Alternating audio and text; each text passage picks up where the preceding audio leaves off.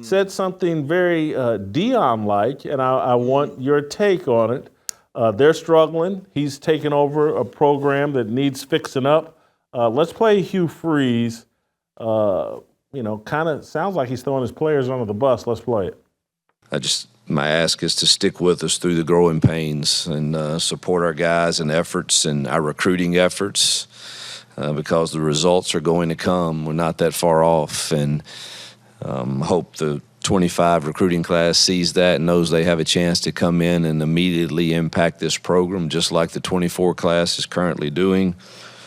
But building does take time. I think you all are aware of what we inherited. Our AD has done a marvelous job of explaining that, and he did to me before I took the job with the previous recruiting classes not being what you need to compete at a high level, and 57 transfers out in the previous 3 years before my arrival.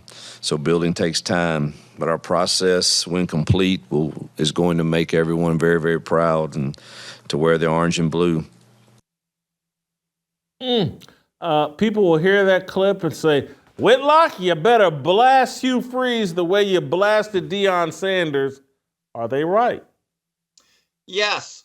And by the way, that's not exactly a ringing endorsement he gave of Gus Malzahn and Brian Harsin, who preceded him at Auburn.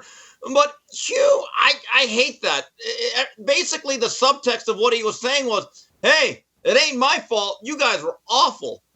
And look, Hugh Freeze is a noted recruiter. He has very interesting methods of luring kids to his program.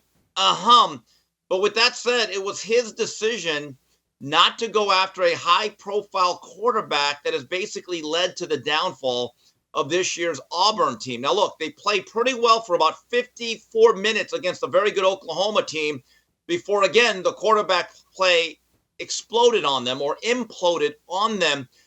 But, Jason, I don't know if you saw this, but after they had lost to Arkansas a couple weeks ago, Hugh Freeze, once again, not showing leadership, did the woe is me routine. And his old quarterback from Ole Miss, a very tough, solid SEC signal caller, Bo Wallace, who was his quarterback when they beat Alabama in successive years, basically tweeted out, hey, Hugh, this is not always about the players. You need to be more responsible. I'm sick and tired of you always blaming us. And I'm a guy who gave up my body and sacrificed for you. So, yeah, I get the sense that this act and the patience is already wearing thin in Auburn. So I don't like what he's saying here, but I do think it's inevitable 3-4 years into name, image, and likeness, into the transfer portal. These kids are perpetual free agents. They're making money. They're driving nice cars. They're buying gold chains. They're smoking the best weed produced in America. And so now the coach is talking about them like professional athletes. And so I don't like what Hugh Freeze is saying, but this is inevitable given the system that was put in place. And so 2 years ago, Deion walks in to the University of Colorado, has his first meeting, tells everybody to get out. I'm bringing Louis luggage and blah, blah, blah. And this is Hugh Freeze basically saying the same thing 2 years later. The only slight difference I will give Hugh and Deion, and I know this will irritate people, but it's just like we're so now far into name, image, and likeness. And UNLV quarterback, hey, I'm out of here. I'm going to redshirt. I'm not getting enough money. That this now, the kids are acting like professional athletes. They're doing holdouts. They're transferring at a whim. This is the way coaches are going to start talking about these athletes.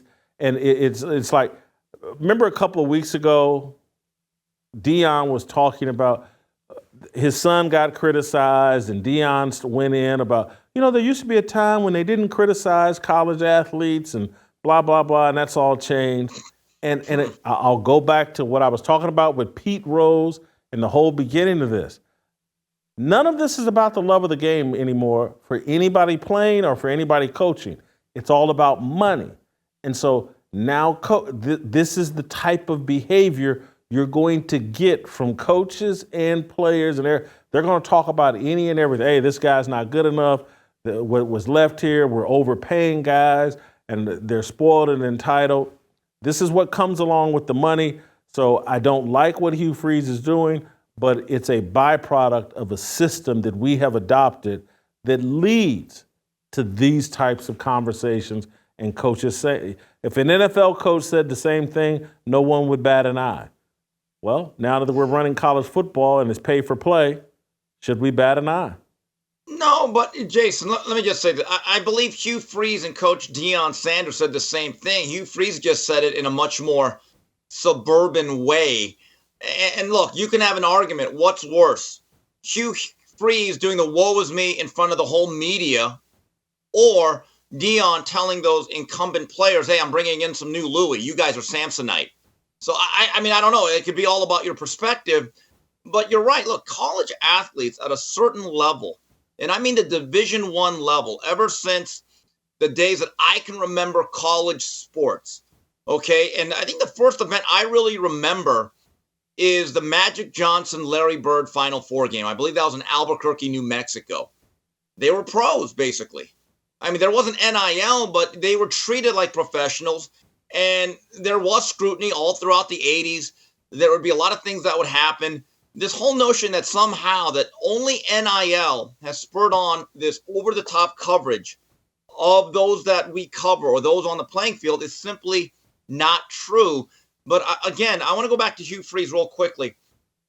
All I ever hear from coaches of two players is we make no excuses here. You do not point the finger, because when you do, three of them come back. Jason, at a certain point, Hugh Freeze has to be a better leader here. We still have over half the season to play. And this whole thing about crying in his beer, it's not a great look. Don't miss a second of Fearless. Hit that like button and subscribe to keep up with our latest content.